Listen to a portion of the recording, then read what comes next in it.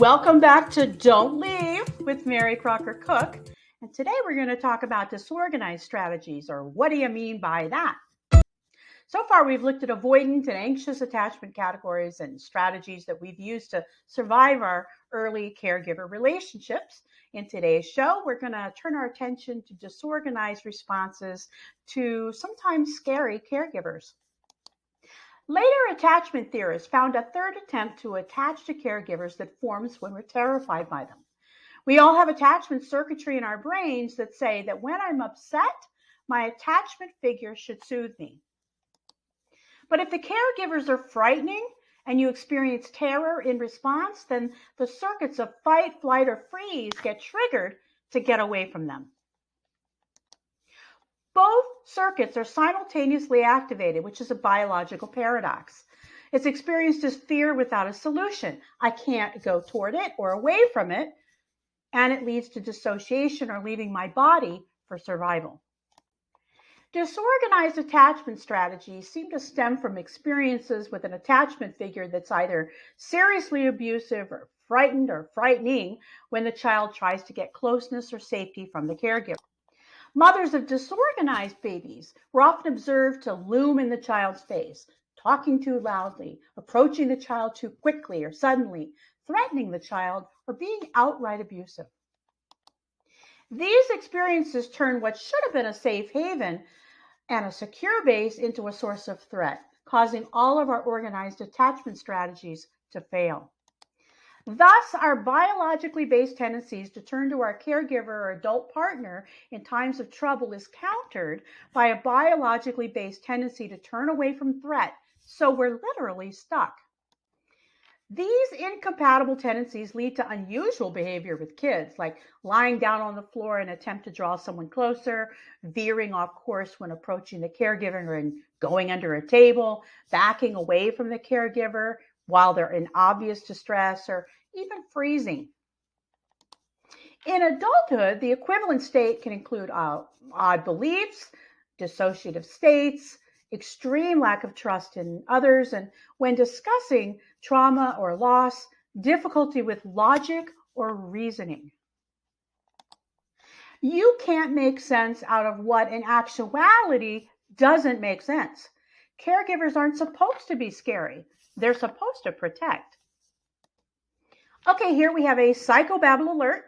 We're going to discuss the role of polyvagal theory. We now have a neural explanation for this freezing or dissociative response to threat. The branches of the vagal nerve, which run from our brain to our gut, serve different evolutionary stress responses in mammals. The more primitive branch elicits immobilization behavior like feigning death, whereas the more evolved branch is linked to social communication and self-soothing behaviors.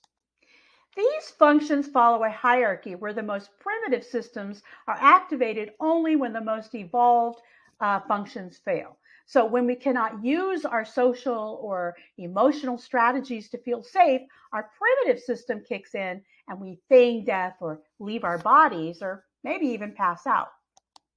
So how does this look in relationships? When I'm working with a couple and one of them dissociates or leaves the room mentally, it's often in response to their acute sense of threat triggered by something the other person has not said.